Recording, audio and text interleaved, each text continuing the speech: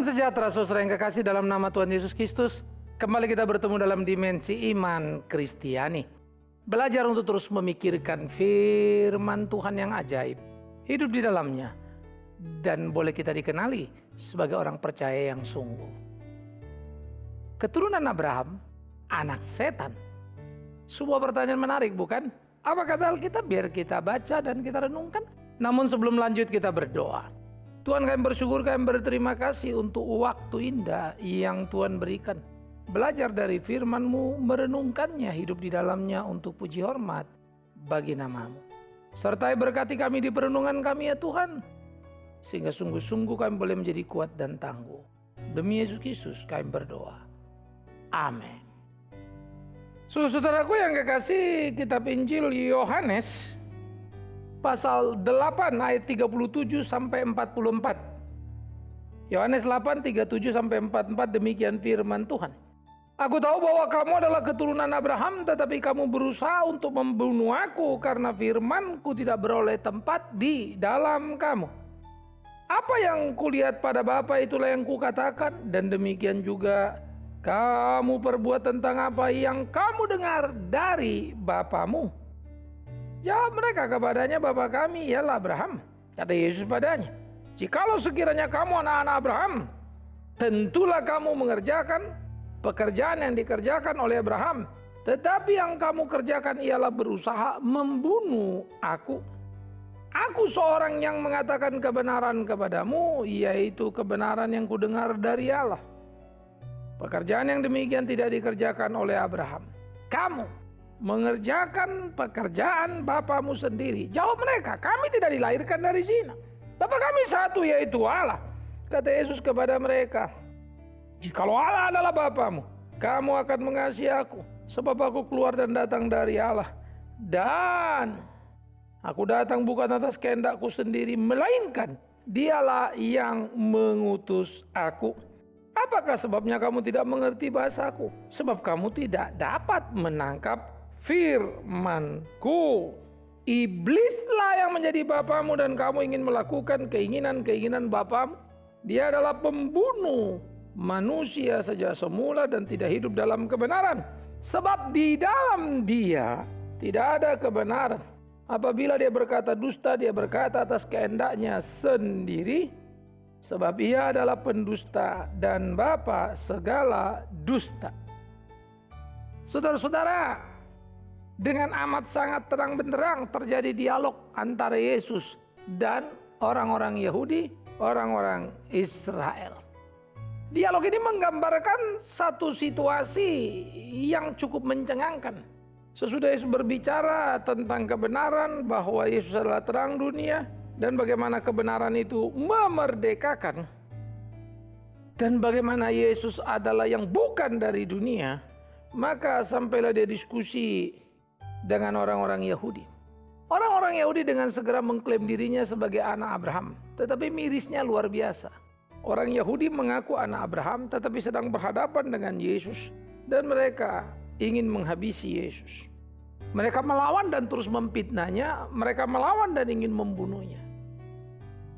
Saudara-saudara, ini menjadi satu diskusi luar biasa. Ketika mereka menyebut diri mereka bahwa mereka adalah anak Abraham. Maka Yesus berkata, engkau bukan anak Abraham. Kalau engkau anak Abraham, pasti kau dengarkan apa kataku. Karena Abraham rindu dengan kalimatku. Kalau kau anak Abraham, kau tidak akan membunuh aku. Ya, aku mengatakan apa yang dikatakan Bapa kepadaku dan bukan atas diriku sendiri. Tetapi engkau ingin membunuh aku. Engkau mempersalahkan aku. Dan engkau tidak mengerti bahasaku, tidak mengerti tentu bukan beda bahasa. Oh, dia nggak ngerti bahasa Inggris begitu. Bukan. Tidak mengerti bahasa bukan karena tinggi. Tidak mengerti bahasa karena quality. Yesus bicara benar, Yahudi bicara munafik. Yesus bicara benar, Yahudi bicara palsu. Yesus bicara benar, Yahudi tidak. Itu loh. Nah, saudara-saudara yang kekasih, padahal mereka adalah ahli-ahlinya Taurat. Mereka adalah orang yang beribadah siang dan malam. Mereka adalah orang yang rajin di bait Allah. Para ahli Taurat. Jadi tidak mengerti. Tentu bukan soal pemahaman dalam logika teologis. Tapi tidak mengerti karena kualitas kehidupannya. Mereka hidup dalam kemunafikan, Kristus dalam kebenaran. Nah, oleh karena itu, kalimat Yesus menjadi amat sangat kuat dan berkata, engkau bukan anak Abraham. Ya, mereka menggugat, mereka berasa mereka Yahudi tulen. Mereka darahnya Israel tulen. Bagaimana Yesus bisa bilang mereka bukan anak Abraham? Tentu mereka keberatan. Karena Abraham bapak moyang mereka bukan. Tetapi Yesus mengatakan, engkau anak setan, iblislah bapakmu. Itu menggemparkan saudara. Sudah rasa diri anak Abraham disebut tiba, tapi anak iblis. Iblis adalah simbol kejahatan. Iblis adalah si pendusta itu. Si penyesat itu. Waktu disebut anak iblis itu sama saja dengan cacian, hinaan yang paling dalam, paling mengerikan. Itu tempat yang paling rendah. Disitulah orang Yahudi ditaruh. Nah, mari sekarang kita mulai pikirkan di sini Yesus. Ya, Yesus yang mengatakan Yahudi Israel engkau anak setan, engkau anak iblis. Yang ngomong itu Tuhan Yesus sekali lagi. Nah, mari kita lihat saudara betapa gelap matanya kita memahami Israel. Betapa gelap matanya kita memahami Yahudi. Betapa gelap matanya kita memahami keanakan Abraham. Anak Abraham. Bukan karena darah daging turun-temurun. No. Yang dimaksud anak Abraham adalah orang yang beriman kepada Allah yang hidup. Yang beriman kepada Yesus Kristus. Baca Alkitab baik-baik. Maka Sakeus ketika mengundang Yesus makan ke rumahnya. Si pemungut cukai itu. Apa kalimat Yesus? Sesudah selesai semuanya Yesus bilang apa? Sesungguhnya orang ini adalah anak Abraham. Apa maksud kalimat itu? Apakah garis keturunan Sakeus berasal dari Abraham? No. Enggak bicara itu. Tapi lagi bicara sesungguhnya Sakeus adalah anak Abraham. Karena tindakan keberimanannya. Karena tindakan percayanya dengan menyambut Kristus di dalamnya. Sementara orang-orang Yahudi, bahkan ahli Taurat, orang-orang Lewi yang jelas dari garis keturunan Abraham itu. Dan menyebut dirinya keturunan Abraham. Yesus bilang keturunan setan kamu anak iblis. Oleh karena itu anak Abraham bukanlah anak jasmani. Bukanlah anak lahiriah. Tetapi anak batiniah. Itu sebab disebut Abraham bapak orang percaya. Saudara-saudara, kita tampaknya sudah salah memahami. Mengutuk Israel akan dikutuk Tuhan. Saya pikir ini memang ada kesalahan fatal. Kalau kita bicara Israel yang mana? Israel adalah bicara putra Allah, milik Allah yang perilakunya seperti yang Allah kehendaki. Israel itu bukan yang menyalibkan Yesus. Israel adalah yang mengikut Kristus. Inilah yang menjadi penting untuk kita pikirkan bersama-sama di dalam konteks pemahaman kebenaran akan Alkitab. Supaya jangan salah. Sehingga itu bukan bicara darah dagingnya. Tapi bicara kualitasnya. Nah, oleh karena itu saudara-saudara yang dikasihi oleh Tuhan Yesus Kristus. Bagaimana kita melihat keturunan Abraham adalah mereka yang melakukan kehendak Tuhan. Bukan sekadar lahir dari garis gen atau DNA-nya Abraham. Bukan. Sehingga tidak semua anak Abraham adalah anak Abraham. Tidak semua dari garis keturunan Abraham adalah anak Abraham. Padahal gennya tadi itu ya DNA-nya, darahnya, wong semua sama kok. Ada kok. Karena memang bukan itu. Anak Abraham adalah anak kualitas. Maka inilah pertama harus kita pikirkan. Bagaimana pemisahan yang sangat tajam. Anak Abraham bukan anak lahiriah, anak jasmania, bukan soal gen, bukan soal DNA-nya. Anak Abraham bukan soal itu. Tapi anak Abraham adalah anak lebih karena kualitas. Anak batinia, anak yang bersifat rohani. Yaitu orang yang percaya kepada Kristus. Itu sebab setiap orang percaya disebut anak-anak Abraham. Entahpun dia bukan orang Israel. Bukan seorang Yahudi. Saudara-saudara, ini yang menjadi penting untuk kita pikirkan bersama. Jadi aspek pemilahan itu nanti kita akan kembali lagi. Aspek yang pertama, jadi anak Abraham adalah anak rohania, bukan anak dalam pengertian lahiriah, ya. Tapi anak yang beriman, bukan sekedar DNA-nya. Aspek yang kedua yang menjadi penting, saudara. Bagaimana Kristus menunjukkan kualitas keanakan daripada anak Abraham adalah orang yang melakukan kehendaknya tadi itu. yang mendengarkan suara Kristus. Maka Kristus adalah penggenapan penentuan seseorang itu anak Abraham apa tidak. Yaitu orang percaya apa tidak kepada Yesus Kristus. Sementara orang Yahudi masih banyak yang tidak percaya Yesus, bukan? Nah, karena itu jangan sampai salah memahami, jangan sampai salah memandang. Kita tidak sedang berdiskusi tentang sebuah bangsa. Kita berdiskusi tentang manusia rohani di dalam konteks janji Allah. Maka kalau kita melihat di dalam bagian itu, siapa yang opposite dengan Kristus, apalagi menyalibkannya, maka dia bukan anak Abraham. Yang mendengar Kristus, itulah anak Abraham. Petrus, Paulus, itu anak Abraham. Sakeus, itu anak Abraham. Matius, itu anak Abraham. Mereka hidup sesuai dengan kehendak Allah di dalam Kristus. Tapi orang-orang yang menyalibkan Yesus, itu bukan anak Abraham. Tapi mereka tulen loh Pak, darahnya DNA-nya nyaris. Itu apa bukan nyaris, tapi betul mereka keturunan Abraham. Betul memang keturunan, tapi bukan anak. Istilah anak ini jadi sangat penting. Nah, itu aspek kedua yang patut untuk kita pikirkan, saudaraku yang kekasih. Hal ketiga yang patut kita pikirkan, ketika Yesus mengatakan bahwa kamu adalah anak yang lahir karena zina. Zina itu artinya perselingkuhan di dalam konteks keimanan mereka. Ya, anak karena zina itu gambaran anak haram. Engkau memang DNA-nya DNA Abraham secara darah, tapi perilakumu adalah perselingkuhanmu kepada setan itu, gitu loh. Gambarannya ini. Ya, karena engkau mau membunuh Kristus. Artinya engkau pengikut iblis. Nah, oleh karena itu menjadi satu bagian yang patut untuk kita pikirkan lagi-lagi. Israel bukanlah sekadar penyebutan Israel secara jasmaniah. Israel bukanlah menjadi otomatis soal keisraelan. Dalam konteks Alkitab, dalam konteks teologi, dalam konteks pemahaman, yang dimaksud Israel adalah orang yang mengenal Tuhan. Milik Allah. Mereka ada bersama dengan Kristus. Karena itu gereja tidak bisa gelap mata lalu mengabaikan Yohanes 8 ini.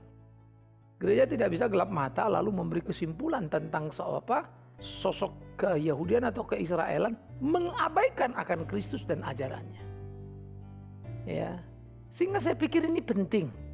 Mari kita bersikap kritis untuk mengerti secara penuh supaya jangan salah paham. Sehingga akhirnya kita memberi satu kultus yang bisa jadi tidak tepat arah. Ini membahayakan. Dalam konteks keimanan. Dalam konteks wawasan kemanusiaan. Kita bergaul dengan siapa saja. Kita harus bersahabat dengan siapa saja. Kita disuruh baik pada semua orang. Kasihilah sesama manusia seperti dirimu sendiri. Tidak ada yang boleh kamu benci. Tapi dalam konteks kebenaran mana benar, mana salah, ini yang mau kita pahami. Nah, saudara-saudara, mari kita melihat bagaimana histori dalam perjalanan Israel. Pada waktu kita melihat orang-orang Israel keluar dari tanah perbudakan, ya, bagaimana mereka keluar dari tanah perbudakan berbondong-bondong. Maka jelas dikatakan di sana ada 600.000 pria dewasa, belum termasuk perempuan dan anak-anak. Itu perjalanannya. Eksodus itu besar-besaran. Maka bagaimana orang berjalan dengan 600 pria dewasa, belum termasuk perempuan, anak-anak. Tuhan memelihara mereka. Makan minum mereka dijaminnya, tiang awan, tiang api melindunginya. Pertanyaannya, apakah semua orang ini nyampe ke tanah perjanjian? Tidak. Mengapa? Kalau Musa tidak sampai karena memang dihukum Tuhan, disuruh ngomong memukul batu, dia marah-marah dan melakukannya dengan emosi yang meluap karena jengkel dengan Israel. Tapi Tuhan menganggap itu melanggar kekudusan Allah. Mestinya Musa bisa menguasai diri pada waktu itu. Itu. Tetapi Musa juga diberi kesempatan, dia bukan orang terhukum yang dibuang. Ya, dia diberi kesempatan melihat dengan iman percayanya akan tanah Israel itu. Sampai sekarang pun kalau kita di Gunung Nebo naik lalu melihat ke Israel, terlihat semua. Ya, jarak yang dekat dengan Bethlehem, Yerusalem, ya, sekitar 30-50 km. Ya, sehingga dengan teleskop Anda bisa melihat jelas. Tetapi banyak orang tidak sampai ke tanah perjanjian. Kenapa? Karena dihukum Tuhan dalam perjalanan. Apa yang terjadi? Mereka membuat patung tuangan lembu emas. Mereka melaksanakan berbagai ibadah-ibadah berhala yang membuat Tuhan murka. 50 sampai 60 ribu orang mati dipagut ular ditelan bumi pada 3 peristiwa yang dicatat dalam kitab Bilangan. Termasuk jumlah yang ditulahi Tuhan. Belum lagi yang ditulahi dalam kelompok kecil. Mereka yang dihukum Tuhan. Artinya banyak yang mati. Secara persentase hampir mencapai angka 10% dari jumlah orang dewasa itu. Itu mati. Dimurkai Tuhan. Pertanyaannya, bukankah mereka anak Abraham? Jawabannya tidak.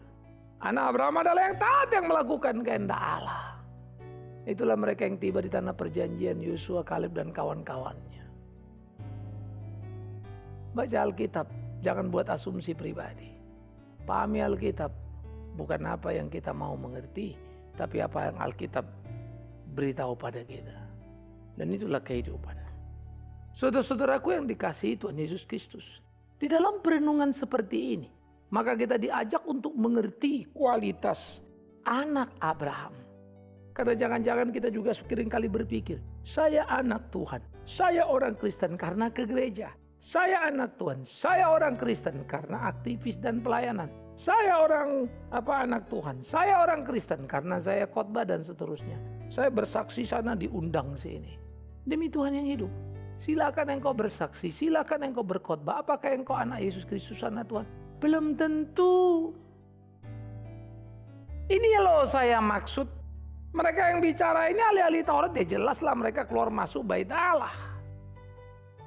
Bahkan para imam memimpin di sana, tapi mereka membunuh Yesus Kristus termasuk imam besar. Dan mereka anak iblis. Itu kalimat Yesus. Maka begitulah orang-orang Kristen masa kini. Yang merasa anak Tuhan, yang merasa seorang pengikut Kristus. Hanya karena dia ke gereja, dia bersaksi, dia pengurus, atau mungkin dia berkhotbah. Demi Tuhan yang tidak, apa hidup tidak. Bisa jadi dia anak iblis. Loh kok begitu Pak? Pohon dikenal dari buahnya, maka lihatlah hidupnya. Dia anak iblis apa anak Tuhan? Engkau akan tahu. Baju tidak menentukan seseorang itu siapa. Hatinya, kualitas hidupnya yang menentukan dia. Baju tidak menceritakan kamu jujur atau tidak. Baju tidak menceritakan kamu benar atau tidak. Baju tidak menceritakan apapun. Tetapi hidupmu, perbuatanmu, buahnya tidak ada yang bisa membantah. Itu menceritakan siapa engkau. Bisa jadi engkau anak setan. Bisa jadi engkau anak iblis, bukan? Bisa jadi aku anak setan. Bisa jadi aku anak iblis. Karena hidup tidak sesuai dengan kehendak Tuhan. Aku hanya bergairah dengan tumpukan harta. Padahal Tuhan suruh aku berbagi berkat. Aku hanya ribut dengan tuntutan dan status diriku. Lagian lagi Tuhanku. Kan gawat. Tuhan suruh apa? Aku pergi kemana? Tuhan bilang ikut aku, sangkal diri, pikul salib. Aku obrol sama orang. Ikut Tuhan semua mulus. Tanpa susah, tanpa derita. Ku bengkokkan apa kalimat Tuhan. Maka aku bukan anaknya. Aku anak iblis. Anak iblis lah yang suka memanipulasi ayat.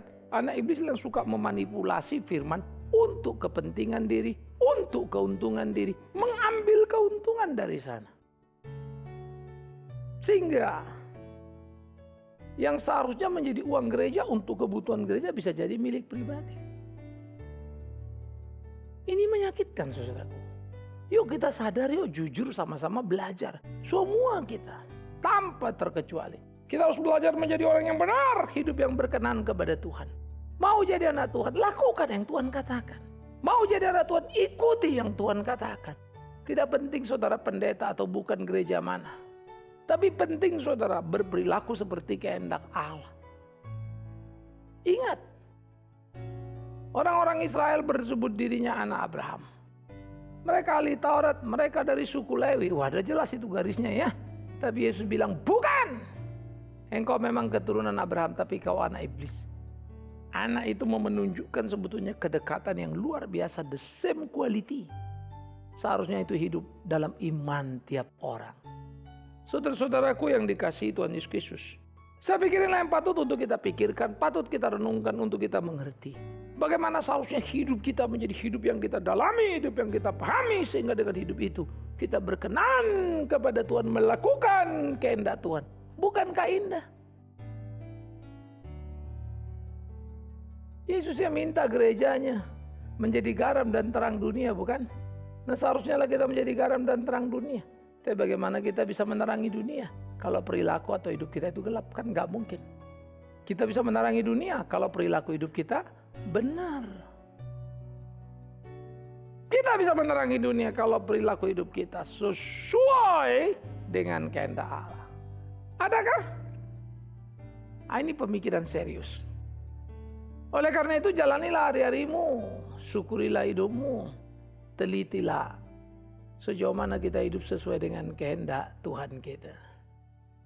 Jadi yang pertama, anak Abraham bukan lahiriah, tapi rohani. Anak Abraham bukan quantity, tapi quality. Ya. Barang siapa anak Abraham, dia beriman kepada Kristus. Yang tidak beriman pada Kristus, dia anak iblis. Maka aspek yang berikutnya, begitulah gereja Tuhan. Gereja adalah gereja. Bukan semua orang Kristen. Orang Kristen adalah yang melakukan kehendak Kristus. Sehingga hidupnya seperti Kristus. Pengikut Kristus. Tapi orang yang tidak melakukan seperti yang Kristus lakukan dan tidak jadi pengikut Kristus, mereka adalah anak iblis. Loh kok bisa Pak? Ini kan gereja. Alkitab yang bilang. Di dalam ladang itu selalu ada apa? Lalang dan gandum. Di dalam gereja selalu ada lalang dan gandum. Kambing dan domba. Saatnya akan tiba ketika Kristus datang mulai dipilah-pilah mana lalang, mana gandum. Lalang diikat dibakar, gandum masuk di lumbung. Akan ada yang diangkat, ada yang ditinggalkan. Itu pemisahan sama dengan lalang dan gandum. Yang lalang itu tadi ditinggal, dibakar di bumi. Yang gandum diangkat ke surga. Tanya diri kita dan kita perlu bertanya tentunya bukan. Supaya kita jangan menjadi sia-sia dalam keimanan Kristen kita. Berjalan dari waktu ke waktu, berpikir sudah menjalankan kewajiban Kristiani. Karena kita ke gereja. Kita memberi persembahan kita. Tapi ternyata Tuhan tidak berkenan pada kita. Tapi berapa banyak juga di antara kita nggak mau pusing. Aduh capek dah, ntar pindah sana pindah sini. Bola balik capek-capek nggak mau. Hanya diri kita yang kita pikirkan dan kita yang paling penting. Kita jadi VVIP bukan lagi Tuhan. Miris juga loh. Ya. Tidak ada gereja yang sempurna dalam pengertian utuh, tidak ada masalah. Nanti ini bagus di sini, jelek di sana. Selalu ada plus minus. Tetapi saya pikir ajaran menjadi pemikiran yang paling penting. Sejauh mana yang kau diajari, sejauh mana yang kau belajar. Sehingga bukan siapa teman kita, oh ini menyenangkan. Banyak orang tahu ajaran ini sudah salah, ini sesat. Tapi karena teman banyak di sana lalu orang bertahan. Kita ke gereja mestinya kan bukan karena temannya. Ini mirisnya. Karena itu kita kehilangan arah dalam hidup kita. Kita kehilangan pegangan dalam keimanan kita. Yuk jadi orang Kristen yang sungguh-sungguh. Supaya kita masuk dalam bilangan anak Tuhan. Nah saya pikir ada cara yang praktikal yang bisa kita kerjakan. Kita ukur diri kita yuk. Sejauh mana sebetulnya kita mempunyai pengertian akan kebenaran. Ini penting. Ya, sesudah kita tahu yang Yesus ajarkan, kan kita tinggal ngukur ya. Sejauh mana ada kemiripan kita dengan yang Yesus ajarkan. Yesus bilang sangkal diri, kamu sangkal diri apa enggak? Yesus bilang pikul salib, kamu pikul salib apa enggak? Yesus bilang ikut aku, kamu ikut dia apa enggak? Yesus bilang jadilah garam dan terang. Kamu jadi garam dan terang apa enggak? Lalu Yesus bilang sama kita, aku mengutus kamu seperti domba ke tengah serigala. Nah kita jadi seperti itu apa enggak?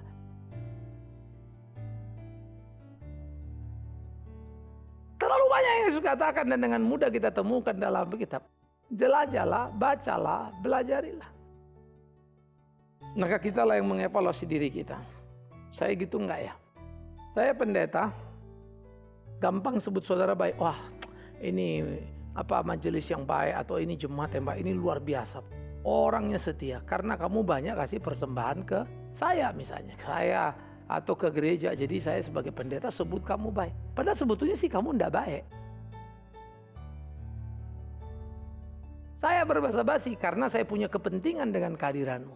Ada keuntungan materi yang bisa didapatkan. Lalu engkau pikir engkau Kristen yang baik karena saya sebut baik. Engkau sudah tertipu. Nah iblis itu kerjanya menipu dan penipu. Kalau engkau nikmati tipuannya dan engkau pun menipu dirimu seakan-akan memang itu engkau padahal kau tahu siapa kau. Nah sama-sama kita jadi anak iblis. Mau jadi anak iblis? Nggak mau Pak. Kalau nggak mau, ayo hidup benar. Saya boleh bilang kamu baik, tapi kamu yang tahu kamu baik apa tidak. Dan kamu akan tahu apa Bigman cuma basa-basi, ya kan? Semoga kita menemukan diri kita dalam kejujuran, mengidentifikasi dan tahu siapa kita sesungguhnya. Anak Tuhan atau bukan? Anak Abraham atau bukan? Selamat meneliti diri. Amin. Kita berdoa, saudara. Terima kasih Tuhan untuk apa yang bisa kami renungkan dari firman-Mu. Ajar kami cermat meneliti diri dengan berani dalam kejujuran yang penuh. Supaya oleh pimpinan Tuhan kami menemukan posisi yang jelas sesuai kehendak Tuhan. Demi Kristus Yesus, Tuhan kami berdoa. Amin. Saudara-saudara, sampai di sini dimensi iman Kristiani. Terus saya rindu saudara share pada tiap teman-teman kita, memberitahu mereka jadwal yang ada di televisi untuk mereka bisa menikmati juga bersama-sama. Ya, terus doakan pelayanan yang kita kerjakan lewat pelayanan media Antioquia. Apa-apa yang saudara bisa dukung, lakukanlah. Biarlah bersama kita boleh melayani Dia. Hanya untuk puji hormat bagi namanya. Sampai bertemu lagi. Shalom.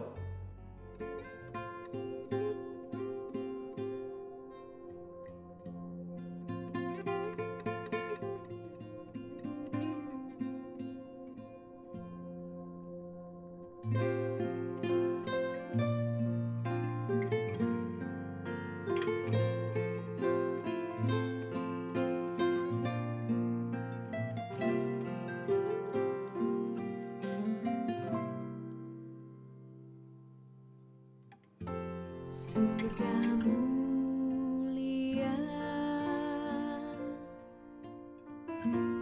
ditinggalkannya,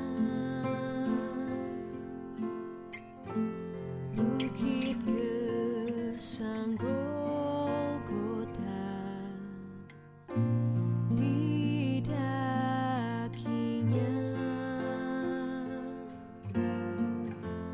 di atas kayu salib Yesus ada, hanya untuk aku yang berdosa. Ya Yesus Tuhanku, hidupku untukmu, melayanimu,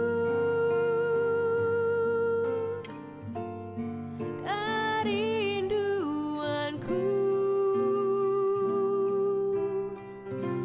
Tolong aku selalu setia padamu, melayani, persembahkan jiwa bagimu.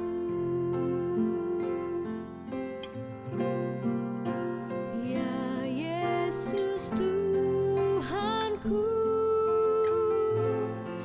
hidupku untukmu,